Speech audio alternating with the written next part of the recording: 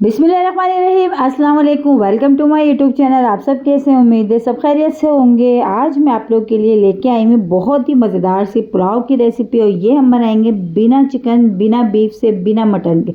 इतना मज़ेदार ये पुलाव बनेगा ना कि इन पुलाव की भी हो जाएगी छुट्टी जब आप ये बना के खाएंगे।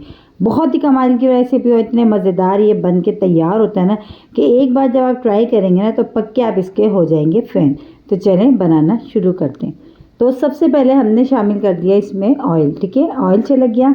अब इसमें शामिल करूँगी एक बड़े साइज़ की प्याज, जिसको मैंने स्लाइस कट करा है, ये शामिल कर दूँगी। अच्छा, प्याज को हल्का सा गोल्डन सा कलर आने तक हमने फ्राई करना है इसको। ठीक है, और प्याज के साथ ही जो है इसमें साबुत गरम मसाला भी हम शामिल कर देंगे, ताकि जब तक ये जो प्याज जो है अच्छी सी गोल्डन सी होगी तो गरम मसाले भी अच्छा सा ऑयल में हो जाएगा। ठीक है, तो एक बड़े साइज़ की प्याज मैंने शामिल करी। अब साबुत गरम मसाला इसमें शामिल कर देंगे, जिसमें ज़ीरा, लौंगे, काली मिर्च, दालचीनी का एक टुकड़ा और एक बादियान का फूल। ठीक है, और लिए मैंने मलका मसूर की दाल 1 पाव लिया, जिसको मैंने पहले से भिगो के रखा है। तकरीबन 2 घंटे मैंने उस दाल को भिगो लिया था, क्योंकि भीगने से दाल बहुत अच्छी सी हमारी और मिनटों में बन के गल जाएगी। ठीक है, तो बस अब हमने क्या करना है, प्याज को हल्का सा गोल्डन सा कलर आने तक हम इसको इतनी देर फ्राई करेंगे।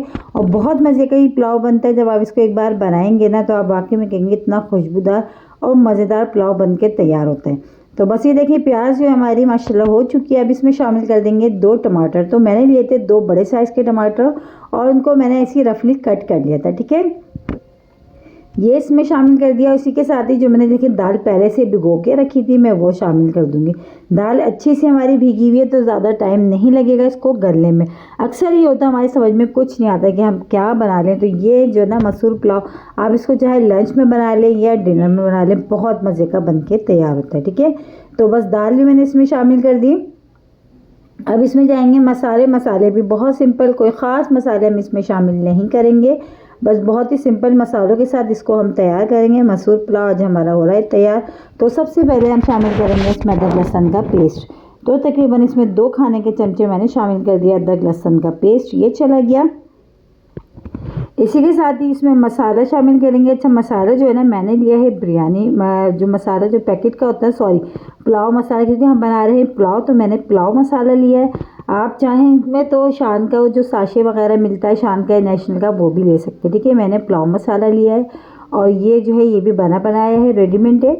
तो बस ये मैंने इसमें शामिल कर दिया, और 2 चमचे अदरक लहसुन का पेस्ट हमने इसमें शामिल कर दिए। तो बस अब इसको जो है मसाले को, दाल को, टमाटर को डाल के हमने सब चीज़ों को अच्छा सा मिक्स कर लिया। अब हम इसको कवर करके पकाएंगे जब तक कि दाल जो है ना हमारी अच्छी सी गल नहीं जाती।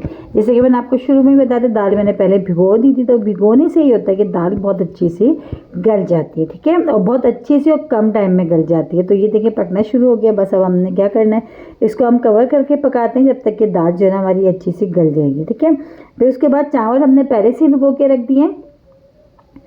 तो बस तो चले चेक कर लेते हैं। दाल को पकते हुए तकरीबन 10 मिनट हो चुके थे, और देखते हैं कि दाल हमारी अच्छी सी गली है या नहीं गली। बस जब दाल गल जाएगी ना, चावल हमने जब शामिल करने। ठीक है, तो ये देखें दाल जो है ना माशाल्लाह हमारी वो अच्छी सी गल चुकी है। तकरीबन 10 से 15 मिनट इसको लगे और दाल हमारी बहुत अच्छी सी ये गल चुकी है। बस ये देखें गल गई है। बस अब हम इसमें शामिल करेंगे चावल, जो पहले से हमने भिगो के रख दिए थे। बासमती राइस लिए मैंने। तो बस चावल हम इसमें शामिल करेंगे, और उसी के साथ इसमें पानी इसमें शामिल करेंगे, इसी पानी में, ताकि चावल हमारे अच्छे से गल जाएं।